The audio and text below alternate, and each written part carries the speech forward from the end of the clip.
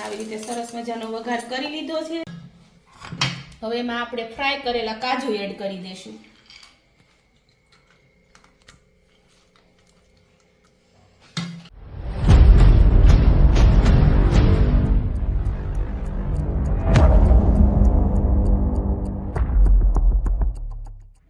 Hello friends, good morning, જય દ્વારકાધીશ।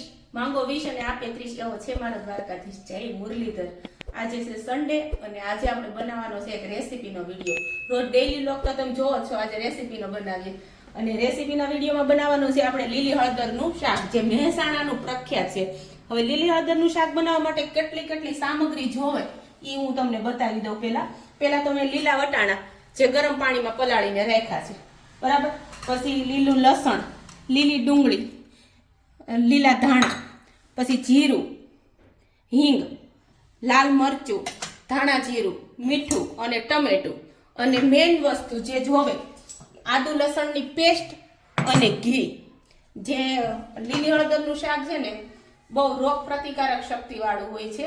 લીલી હળદર રોગ પ્રતિકારક શક્તિ જ આપે અને બહુ હેલ્ધી હોય છે, એટલે આપણે લીધું છે જો ઘીમાં જ બનાવવાનું અને ઘીમાં જ બને। અને ફ્રાય કરવા માટે આપણે કાજુ લીધા છે। ડ્રાય ફ્રૂટ તો નાખવું પડે ને, ભાઈ શિયાળો છે એટલે। તો ચાલો હવે શરૂઆત કરીએ આપણે લીલી હળદરનું શાક બનાવવાની। હવે બધાથી પહેલા છે ને આપણે એક કડાઈ ગરમ મૂકશું અને એમાં છે ને ઘી નાખવાનું છે। આમાં એવું હોય છે જેટલી હળદર હોય ને એટલું ઘી હોય છે, અને મેં 200 ગ્રામ હળદર લીધી છે અને 200 ગ્રામ જેટલું ઘી લીધું છે। અત્યારે આટલું 150 ગ્રામ જેટલું નાખું છું અને થોડુંક આપણે વઘાર માટે રાખશું। ગરમ થઈ જાય ને પછી એમાં આપણે આ હળદર ક્રશ જે કરીને રાખી છે, લીલી હળદર એટલે આંબા હળદર નથી લેવાની, આપણે જે સાદી હળદર આવે ને પીળી હળદર એ જ લેવાની છે। અને મેં જો આવી રીતે ખમણીને રાખી છે। ખમણેલી હોય ને એ ચડવામાં બહુ કેવડાવે એટલે ખમણીને જ બનાવવાનું હોય છે શાક। હવે ઘી ગરમ થઈ ગયું છે, એમાં આપણે હળદર એડ કરશું।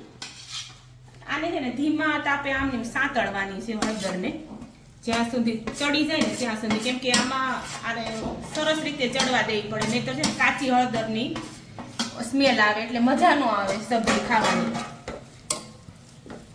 આવી રીતે 5 મિનિટ સાંતળવી પડશે ત્યારે ચડશે લીલી હળદર। હવે 5 મિનિટ થવા આવી ગઈ છે અને લીલી હળદર આમ ચડી ગઈ છે। ઘણું તમને દેખાશે જો કે કેવું ઘી છૂટું પડવા માંડ્યું, પણ થોડીક વાર હજુ આપણે રહેવા દઈશું। અને મારે જે કાજુ ફ્રાય કરવાના હતા ને એ રહી ગયા છે, એટલે બાજુમાં આપણે ઘી મૂકી અને કાજુ ફ્રાય કરી લઈશું। કાજુ ફ્રાય કરવા મારે અલગથી ઘી મૂકવું પડ્યું, કેમ કે આમાં હું પહેલા ભૂલી ગઈ, નહીં તો શરૂઆતમાં ઘીમાં ફ્રાય કરી નાખીને તો ચાલે। કાજુ ફ્રાય થઈ ગયા છે અને આપણે એને કાઢી નાખ્યું। જો આટલા આવી રીતના ફ્રાય કરવાના છે, બદામી કલરના થાય ને એટલા। અને સબ્જી પણ હવે હળદર પણ ચડી ગઈ છે। હવે હળદર સરસ મજાની જો શેકાઈ ગઈ છે એટલે તળાઈ ગઈ છે। અને હવે આમાં છે ને આપણે એક વસ્તુ એડ કરવાની છે। અત્યારે આપણે પહેલા લીલું લસણ એડ કરશું। લીલું લસણ તો ભરપૂર આમાં નાખવાનું છે, આપણે લીલું લસણ પહેલા એડ કરી દઈશું। હવે લીલું લસણ ચડે થોડું પછી આપણે એમાં ડુંગળી એડ કરશું। થોડીક વાર આવી રીતે સાંતળવાનું છે। હવે લીલું લસણ થોડુંક ચડી ગયું છે, હવે એમાં ડુંગળી એડ કરી દઈશું અને ટમેટું એડ કરીશું। ટમેટાની તે ગ્રેવી નથી કરવાની, આવી રીતે ટુકડા જ કરવાના છે।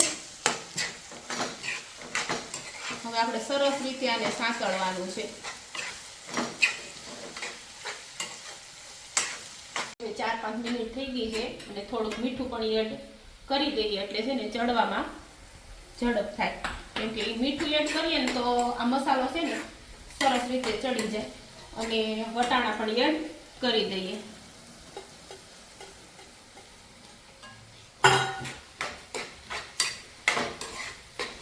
હવે 5 મિનિટ થઈ ગઈ છે, મેં બધું શાકભાજી એડ કરી અને આવી રીતે ચડવા દીધું છે અને સરસ મજાનું ચડી ગયું છે। અને હવે આમાં છે ને આપણે મીઠું તો એડ કરી દીધું છે, આમાં આપણે ધાણા જીરુંથી મસ્ત સ્વાદ આવે છે, એટલે ધાણા જીરું તો એડ કરજો જ તે। અને લાલ મરચું. હજી આપણે આ વઘારમાં છે ને લીલું મરચું તો નાખેલું છે, એટલે વઘારમાં અત્યારે આપણે થોડુંક ઓછું નાખશું, પછી સ્વાદ અનુસાર થોડુંક વધારે જરૂર પડશે તો નાખશું. તમે તમારા સ્વાદ અનુસાર એડ કરી શકો છો. અને દહીં જો જેને ભાવતું હોય દહીં તો એડ કરી શકો, નહીતર એને સ્કીપ પણ કરી શકો. હવે મેં 2 ચમચી જેટલું દહીં લીધું છે. સરસ મજાનું હવે આ ચડી ગયું છે. થોડીક વાર આ દહીં એડ થઈ જાય ને ત્યાં સુધી આપણે સાંતળી લેશું એને, અને પછી નીચે ઉતારી અને પછી વઘાર કરી લેશું. હવે દહીં સરસ મજાનું એડ થઈ ગયું છે.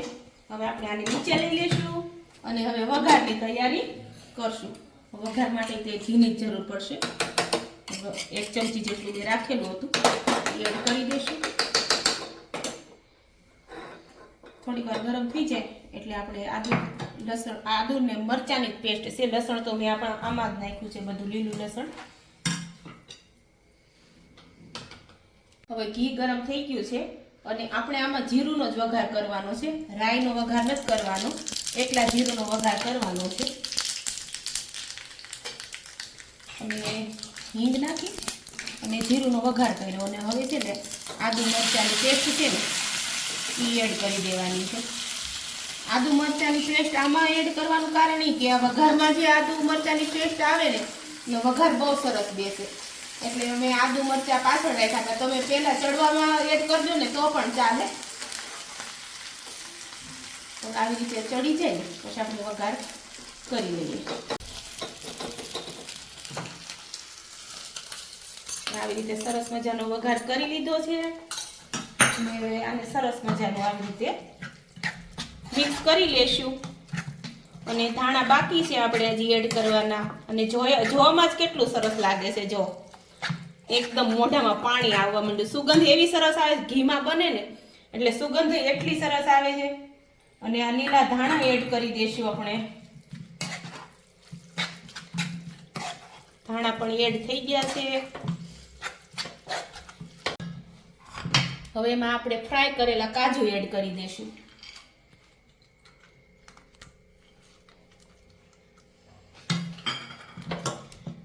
જો કેટલું સરસ લાગે છે.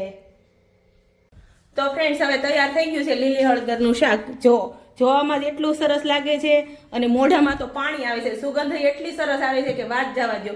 તો શિયાળાની સિઝન ચાલુ છે અને મસાલા પણ બહુ મસ્ત બધા આવે છે. લીલી હળદર, ડુંગળી, લસણ બધું બહુ સરસ આવે છે. તો જરૂરથી એકવાર ટ્રાય કરજો.